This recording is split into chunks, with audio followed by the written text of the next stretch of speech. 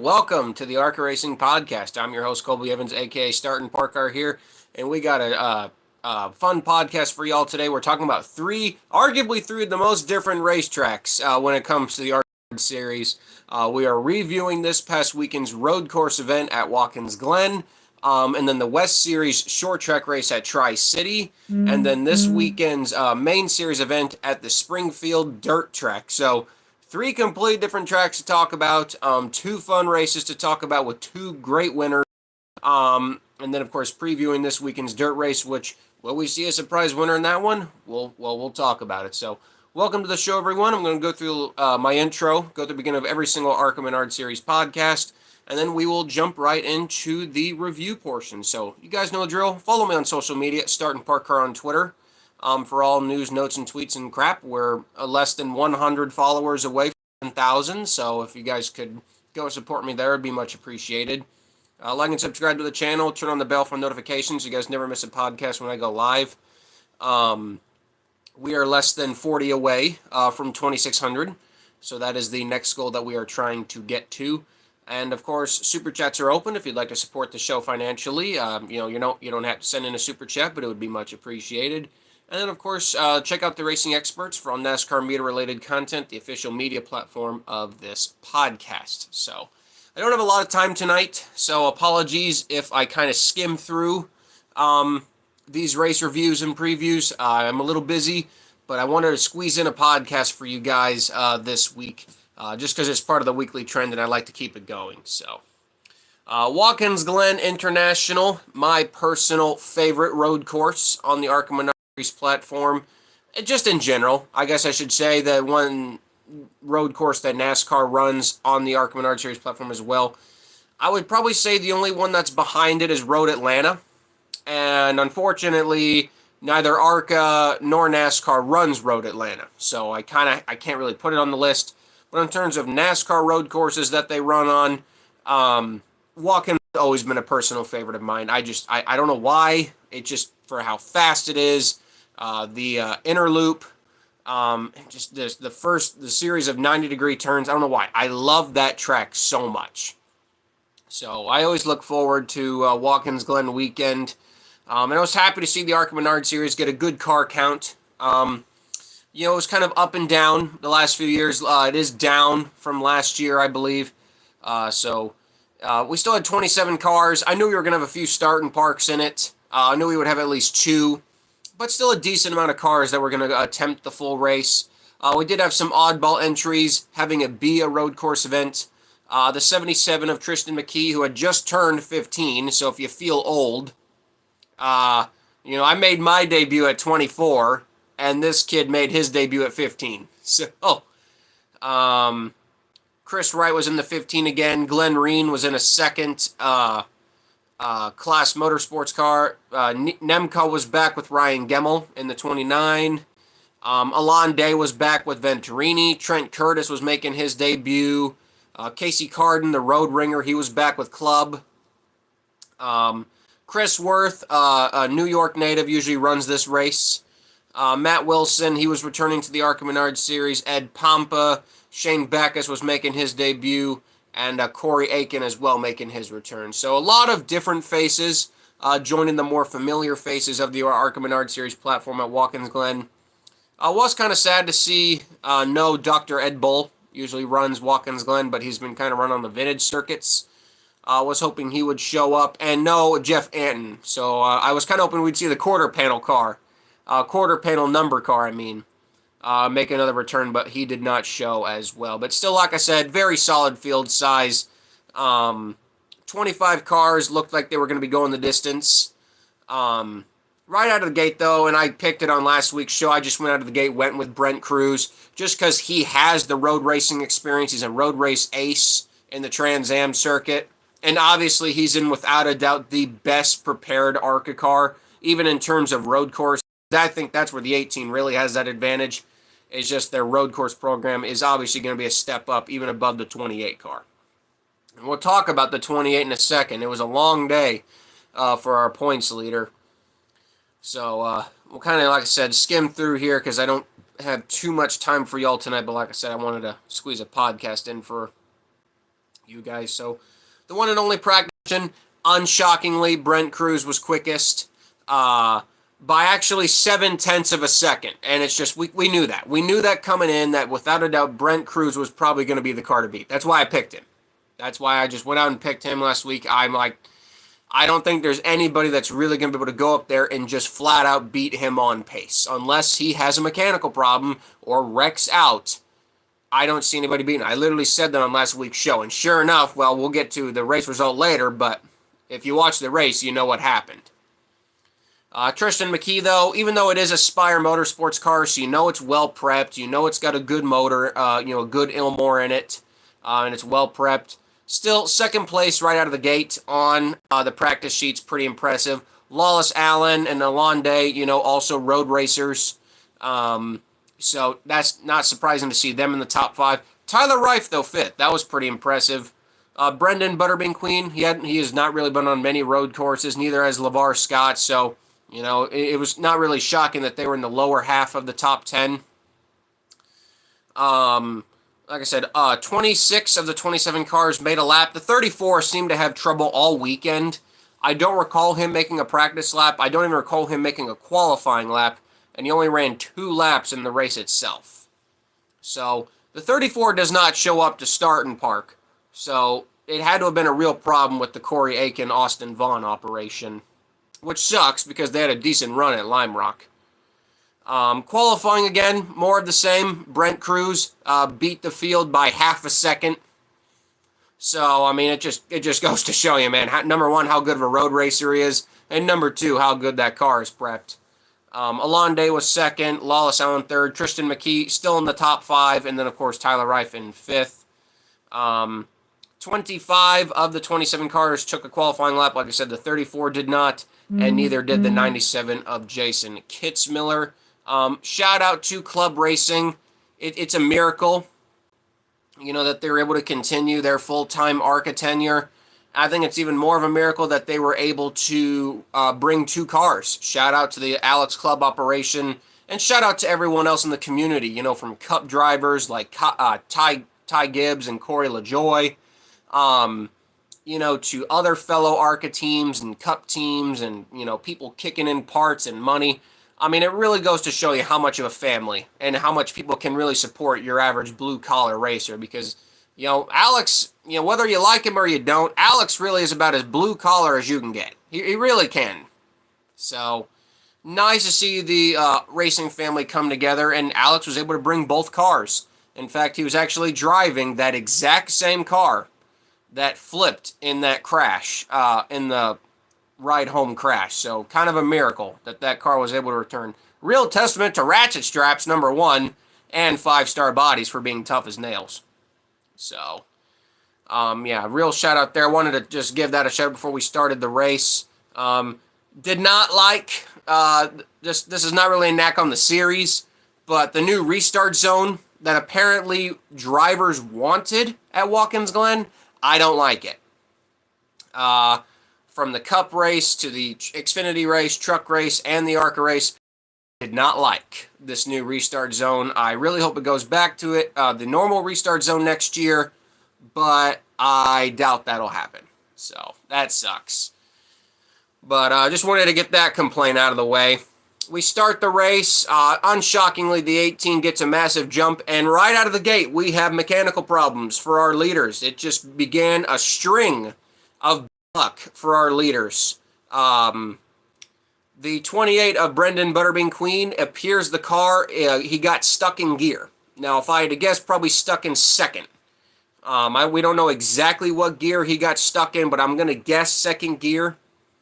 And he was able to make it all the way back to the pits. Under power, he was just stuck in gear. And he would end up losing almost 20 laps. I think he lost 19 laps in total. The team just went ahead and replaced the transmission. They showed it right there on the broadcast. And, props to them. This is not a road course where you could just, slam the car into gear. Because you have seen sometimes where teams will just try to get a car into gear and then have him go. Like, for instance, I know this is not a road course, but at Iowa a few weeks ago, Mike Harmon's team sent Dawson Cram back out on track with the car just in fourth gear. Well, you can't quite do that on a road course, especially a very fast road course like Watkins Glen. You cannot run around there in fourth. You cannot run around there in third. You have to be able to have all four gears, well, at least second through fourth, to be able to run a good lap around Watkins Glen. So, and this was, and like I said right here, man, this is exactly what Lawless Allen needed for the championship, man. Exactly. Because them having to change a transmission, it doesn't matter if that team has the crew and the money to get that changed. It was still going to take them a long time, and they were going to lose a lot of laps. Meanwhile, that was happening. Second place, Allende, he's on pit road. And there is not much attrition there either. They did get him back out, but unfortunately he lost a lap. And without major cautions and him not just being in the right time in the right place for a free pass, really killed his day. And with what we're going to talk about happening later in the race, I think unfortunately that costed him the win, because I think without a doubt he had the second best car compared to compared to the 18 of Brent Cruz. And then we also saw early in the race, right as I spoke good about Lawless Allen, he had problems. And it's just like, Jesus. It was like a curse for like the leaders. Every time a lead car would have problems. So, unfortunately for Lawless Allen, now he only lost one lap as well. He only lost one lap. But again, the race is so short, there's only one guaranteed caution, and the field's not that big. So, finding enough yellows to get both the 20 and the 25 back on the lead lap was going to kind of be a chore. Going back to the back half of the field, Brad Smith, we knew he would be a start and park. He's not the biggest fan of road courses.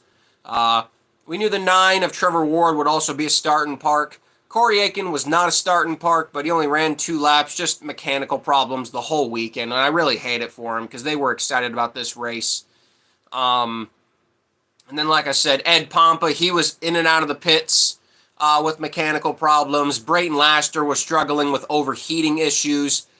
Granted, you know, with how, even in your average ARC race, you're going to have lap traffic. Even at Watkins Glen, they were still lapping cars relatively quick, about 4 or 5 laps in the back of the field. Just because a lot of these guys at the back of the field aren't even driving road course specific cars. I mean, Brayton Laster was driving his super speedway car. His silver super speedway car at a road course, just to put into perspective. So, you know, like they're doing the best they can. You know, where obviously the front guys at the field have more road course centric. I'm not sure if they're purpose-built road cars, but in terms of their setup, they're also more road course centric. But yeah, so early, man, you had your points leader, and then you had second place in points, both have issues, and then you also had one of your race-winning contenders in Allende also having issues. So it was kind of made it a more opportunity race if the 18 would have issues. We'll get more to that in a second. Shane Beckus, this was his ARCA Menard Series debut. He had done some vintage racing before this. I'm not too familiar with his career, but boy, the first few runs for him were pretty bad, and then eventually he lost it coming out of the carousel, damaging the 67 pretty badly on the left front, so that kind of ended his day. That ended his day a little early, but maybe for the better, because like I said, it was just kind of a rough go for him out there in his first start. But, you know, that happens. That happens. And, you know, and his car was not, you know, probably perfectly set up for a road course. Maples has been using that white car for most of the year right now, as they're just kind of second primary car for whoever is driving. So, and that crash was so close to the halfway break, because the race was only 41 laps, that ARCA just went ahead and made it the raceway break, which frankly was a good idea. But yeah, at this point we had lost the 48, 34, 9, 67, 06, and the 10. Ed Pompa had come in and out of the garage, eventually retired after 20 laps. Brayton Laster simply didn't really have a mechanical issue. I think the brakes just went out on the car. They got too hot, so they came in, tried to cool them off. Went back out at the start of the race after the caution, and they were still having problems, so he unfortunately had to retire. So that left just enough laps for Brendan Queen, because he came back out of the garage at the start of this next segment. He could gain to as high as 21st. So, obviously not the finish that they wanted, but for Brendan Butterbean Queen, just being able to collect those extra, because otherwise if he would have finished last, he would have gotten 17 points, but by finishing the race, he got 23 points. So, that extra 6 points could mean a lot as we get closer to the end of this year. Matt Wilson was also in and out of the garage area as well at this point. But we got back going green, like I said, with about 20 cars still left on the track. So by this point, everybody had kind of spread out. We had a hell of a battle going on for second place. Real shout out to Tyler Reif. Real shout out to Tyler Reif, a guy, who's not really known for his road course. I didn't really know him for a road course background. And he was battling right up there with Tristan McKee for second place. He was doing a really good job. If anything, seems like a commonplace with these ARCA races. The battle for second place was fantastic between the 77 and the 23, but neither of them just had the pace to compete with the 18. And then in the second segment, we had one of the more comedic moments of the race. The two Venturini teammates got together. Not on purpose, but Lawless Allen and Alon Day both got together, kind of hurting their days, making them even worse. They were coming out of the bus stop, or the inner loop, around the lap car of Alex Clubb, and it was just the closing rates. The closing rates were too much. Lawless went around the outside, Alon went down the inside, and they just came together. It was a racing deal.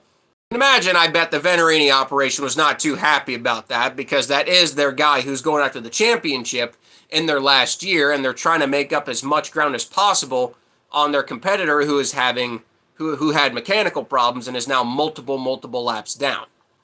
So, obviously not what they needed. More decent battles throughout the mid-pack. Dale Quarterly versus Chris Wright. Like I said, LeVar Scott, Ryan Gemmel. Isabella Robusto, Andy J. They had a really good battle going on as well as got to throw in Glenn Reen as well. So it's just kind of a common trend with these ARCA races that we talk about on the podcast. While yes, the top two, maybe the top three, are just so far ahead of everyone else, one thing that ARCA's really gotten good at is their mid-pack. The mid-pack of the ARCA series is so damn competitive. I just wish we could get that up front. But a lot of people don't really give that enough credit. The mid-pack of ARCA, like 4th, 5th place to around 10th, is super competitive. And it's probably the most fun battles of the entire race, to be honest with you. So, just wanted to give that a shout out. It would kind of get bad to worse for poor LeVar Scott, though. He went through the grass, took out a Mission Foods poster, which was kind of funny.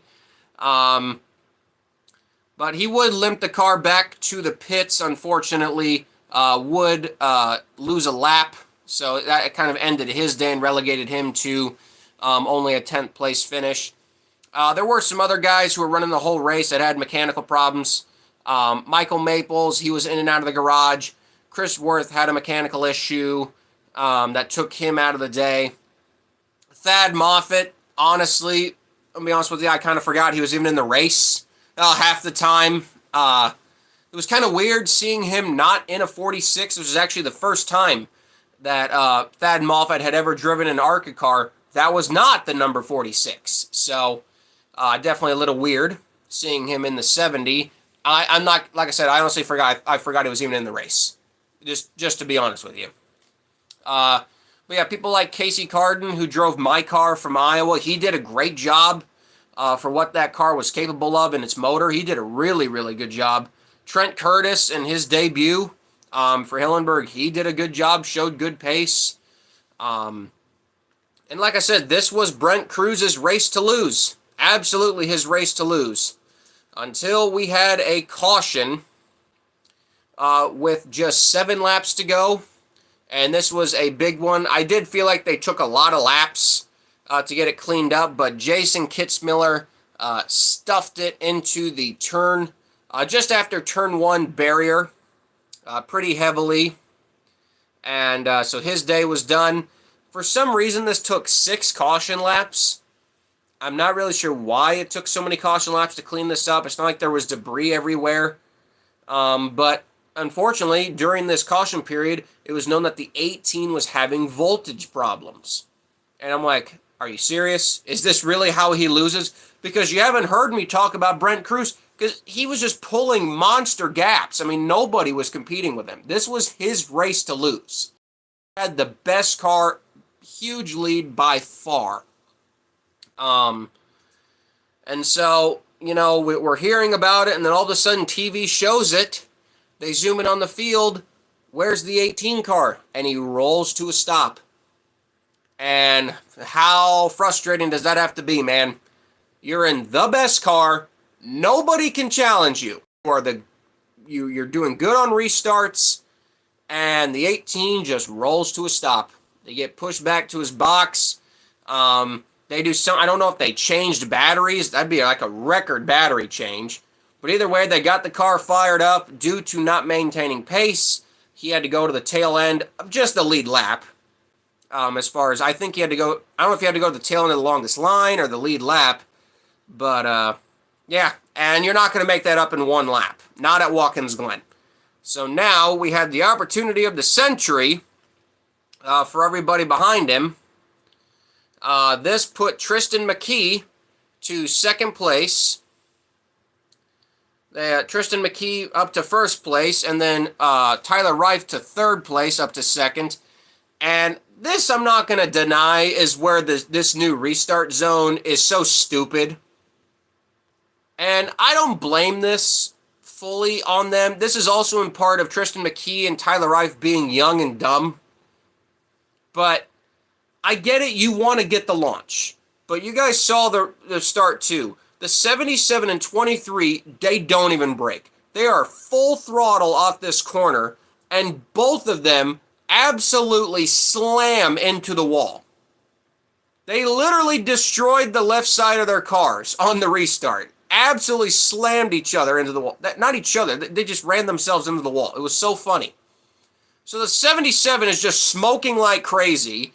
The 23 washes up into turn 1. Chris Wright gets to 2nd place, and for a split second, I thought to myself, are we really about to see a Chris Wright ARCA win? I'm not going to deny, I wouldn't even hate it. I honestly would not even hate it.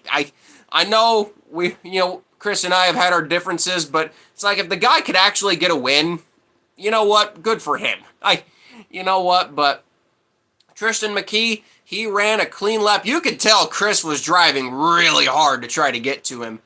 But Tristan was driving really clean, and he started to pull a gap. The 23 would actually get back by the 15 towards the end of the race. And how about that? You know, like I said, if you don't feel old, I'm 24 years old. I'm 24 years old, and I made my debut a few weeks ago. This kid just turns 15 and goes out there and wins in his ARCA Menard Series debut. Tristan McKee wins at Watkins Glen. Spire Motorsports gets their first ARCA win in what? Their 3rd, 4th, 5th start? So, how about that?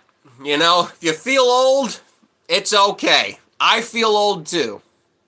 So, but good for Tristan McKee. Heartbreak for Brent Cruz. I think he did have to restart at the tail of the longest line because he never picked up any positions. He was just down in 9th.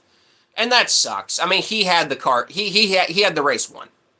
Brent Cruz was going to win this race. But that old saying, it ain't over until that checkered flag flies. And heartbreak for the 18 operation. Tristan McKee won. Tyler Reif 2nd. Very impressive run for Tyler Reif. That should not go unnoticed. Chris Wright 3rd. Glenn Reen recovered to 4th. Really good run for him. Quarterman Dale Quarterly 5th. Ryan Gemmel 6th. Andy J 7th. Isabella Robusto 8th. Like I said, Brent Cruz 9th. LeVar Scott 10th. Alonde could only recover to 11th, which really sucks. I think if he had not had his lap 1 problems, I think he would have won the race.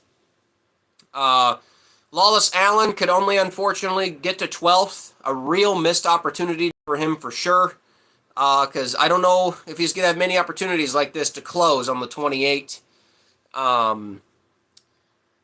Trent Curtis in 13th. Good run for him in his debut. Really good run for the 86 car. Casey Carden in 14th. Thad Moffitt 15th. Alex Clubb just showing up was an accomplishment. You know, he said he had planned to start in park. But they went ahead and ran the full race and got 16th out of it. Jason Kitzmiller crashed, unfortunately, 17th. Michael Maples finished the race in 18th. Chris Worth, mechanical problems, in 19th. Matt Wilson, like I said, in and out of the garage, finished 20th. Brendan Queen, with his mechanical problems, still finished, but 21st. And then Pompa, Laster, Backus, Ward, Aiken, and Smith are the remaining DNFs. Just by virtue of what happened in that last lap, definitely gives the race a little bit of a boost, but the 18 dominated. You know, the 18 dominated. Nobody had a shot for him, so we're not going to grade the race very high. I would probably say a fair grade is, they held the 11 for pitting for 4 laps. Well, that's stupid, but it's the rule book. Nobody ever said the rule book was good. But also, I don't know. I think a fair grade is probably a 6, just because of the finish. I'm not going to say this was the best ARCA race at Watkins Glen. Still had its moments. Like I said, mid-pack ARCA. That's really where the best part of ARCA is. It's not at the front of the field. The mid-pack of ARCA is so strong right now. I really wish we could just get that at the front of the field. Because if we could, this series would have a lot more positivity behind it. So, but yeah, good for Tristan McKee. The car is actually up for pre-order. If you guys want to go order it, it's up there in pre-order for Lionel, so we'll see if it makes mock. Not like really anything has this year, but who knows? Maybe a 15-year-old kid can get a die-cast made. Who knows?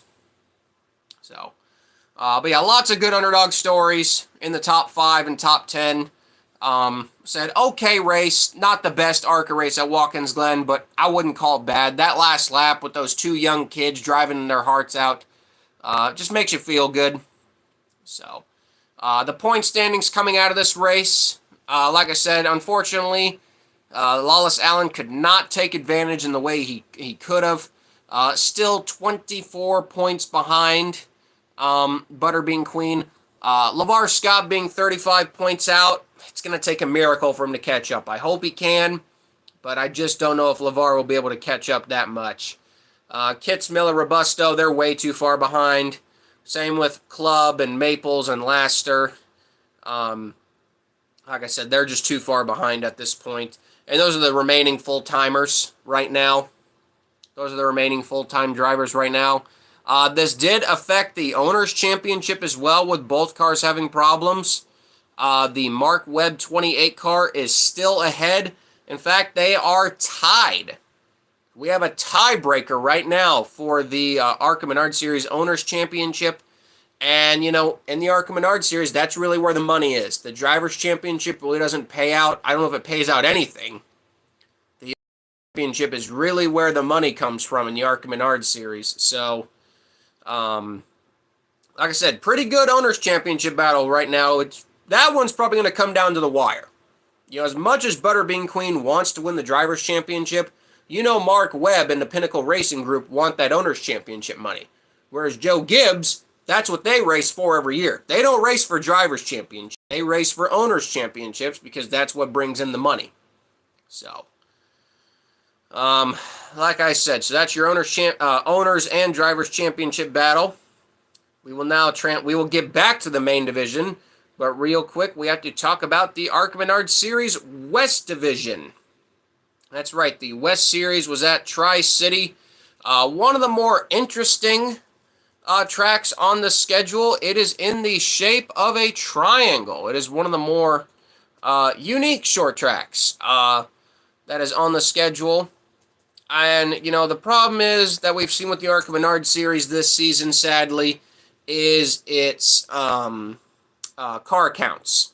Unfortunately, the car counts for the ARCA Menard Series West this season have been pretty sad. Not gonna lie. Um, we had to get the Rise car going out there just to get 12 cars. 12 cars were on the entry list. Your usual West Series competitors, plus the 31. So it does suck. But again, the racing is still pretty good, even with 12 cars. It's weird. We had a few oddball entries, like I said. Tyler Brown in the 31 for Rise Motorsports. Jonathan Rayom was back in the 72 this week. And just a NASCAR legend in Greg Biffle. That's right, the Biff was back. Tri-City is where he got his real start when he was younger. I believe he's a track champion of Tri-City.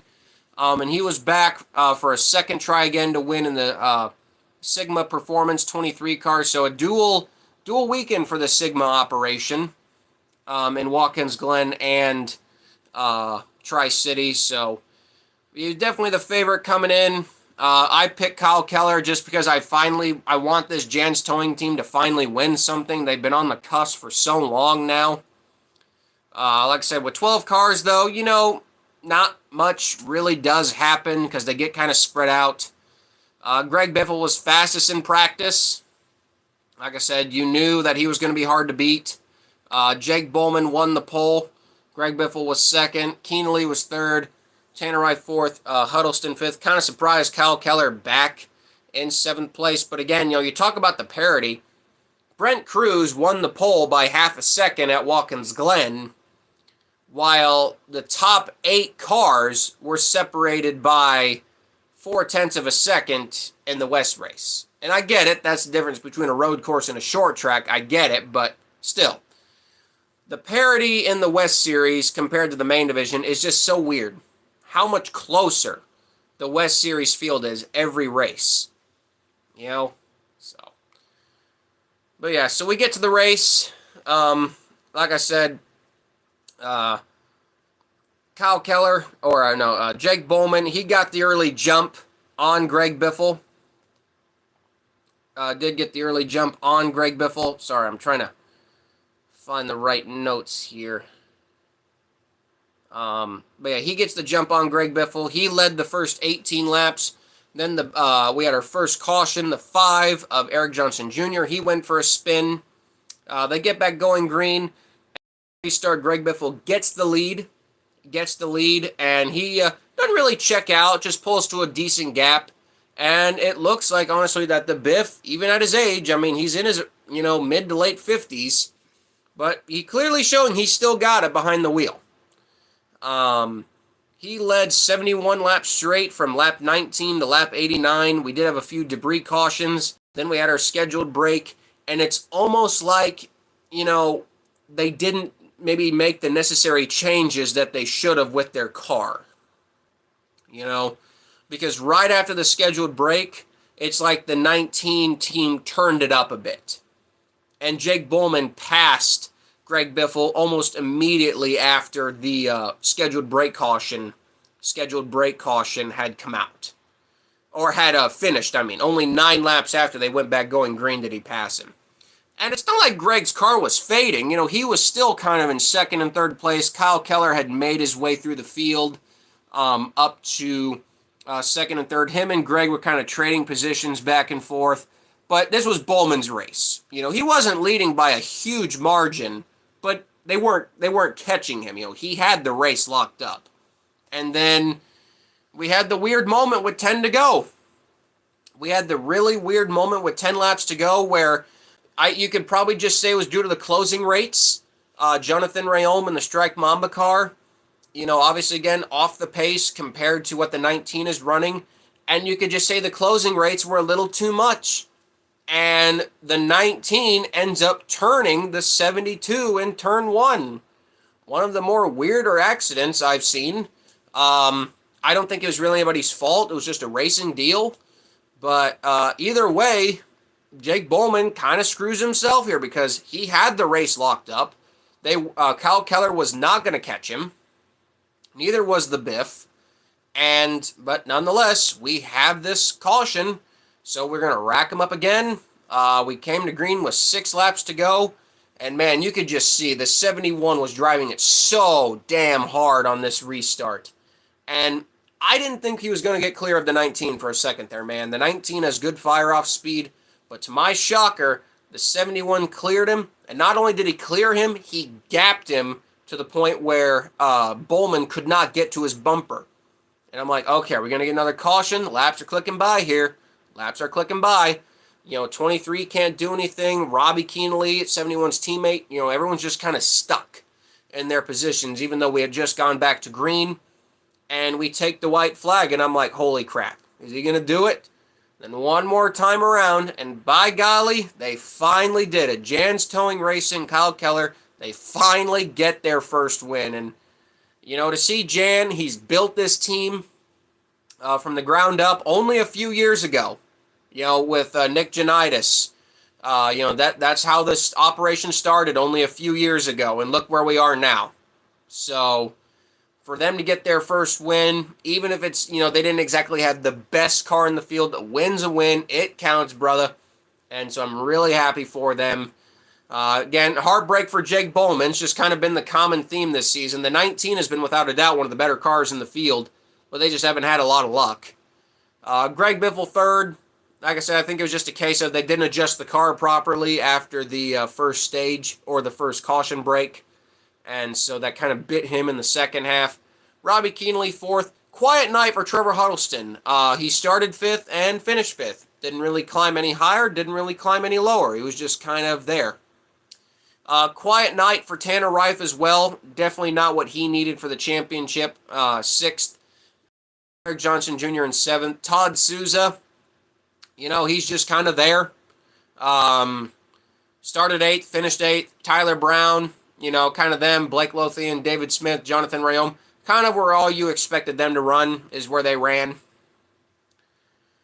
Like I said, with these 12-car races, they're just so hard to gauge. I don't know what a fair grade really is. I mean, was it a bad race? Was it a good race? Who knows? I just wish the West Series could get more cars. Yeah, I think that's just the one thing I want to say out of it. I just wish we could get more cars. The West Series is the best series of the 3. I've been saying that for over 4 years now, that the West Series is the best ARCA Menard series of the 3 platforms. And unfortunately, we're just not getting the car counts to really help with that. But Kyle Keller did exactly what he needed to do. He is now just 7 points to the championship for Trevor Huddleston. And Tanner Reif, even despite not finishing above Trevor, he's still only 15 points out. So we still got a 3-horse race for the championship right now with only 5 races to go. So still anybody's race for that top 3. Owners' Championship right now, kind of the same. 17-point gap from Tim Huddleston, number 50 car, to the Jan 71 car. So hopefully Jan can get that Owners' Championship too, because like I said, Owners' Championships are really where the money is in ARCA. So, like I said, that was your West Series and Watkins Glen, a West Series Tri-City and Main Series Watkins Glen weekend. So, yeah, fun weekend of racing. Like I said, exciting finishes, and I think that helps. Even if the races aren't that fun, just having an exciting finish can go a long way. It really can. So, we now transition to, we went from a road course to a short track to now a dirt track. It is ARCA's annual trips to the dirt. We start off with the Springfield Mile as usual. One of the stops on the ARCA Menard Series schedule that I can tell you from firsthand experience is not one of the more popular visits. This is not the most popular visit by the teams in the garage, but, it's on the full season schedule, so they got to show up. But nonetheless, the dirt tracks have always kind of struggled for their car counts. Car counts have really varied with this. We can go back to 2018 is really when the car counts started to struggle at the dirt tracks. Since 2018, the average amount of cars has been about 19. And unfortunately, even with the car counts rising in this year's series, they still didn't rise very far for these races. In total, I think I got my counts correct. 1, 2, 3, 4, 5, 6, 7, 8, 9, 10, 11, 12, 13, 14, 15, 16, 17, 18, 19, 20, 21, 22. I don't know if I got that correct. 22 cars, which granted, yes, it is the highest amount of cars since 2017, which in and itself is an accomplishment. It still sucks to only see 22 because we have had big car counts, but I guess I can't complain too much. You know, when we used to have only 18 or 16, so I don't know. It's just, and you know, even in the fact that, yeah, we got 22 cars, we still got a lot of starting parks. You know, we still got a lot of starting parks, so it's like, you know, it is. But we're still going to go through their entry list like we usually do, so just hang on with me. 6 of LeVar Scott, 8 of Sean Corr, 9 of Trevor Ward. Good to see Trevor Ward. Like I said, I was not really familiar with this guy, but Trevor has just kind of come onto the scene for Fast Track. Does a lot of starting parks. Tony Cosentino in the 10. Good to see Tim Monroe back. I believe he's going to be running his own car under the FTR banner. Matt Kemp in the 12. Kelly Kovsky always runs these dirt races every year. Always great seeing Kelly out there. Still looking for that win, man. I hope he can finally get it done this weekend. Max Reeves, he returns to the 18 car. Lawless Allen, of course, in the 20. Sam Corey moves over from the 70 car to the 25. Brendan Queen, of course, in the 28. Rick Goodale in the 31. Brad Smith in the 48. Isabella Robusto in the 55. Excuse me. Austin Vaughn in the 67. Brent Cruz in the 70. Joe Cooksey, longtime ARCA competitor. He's back in the 86 for Alex Clubb.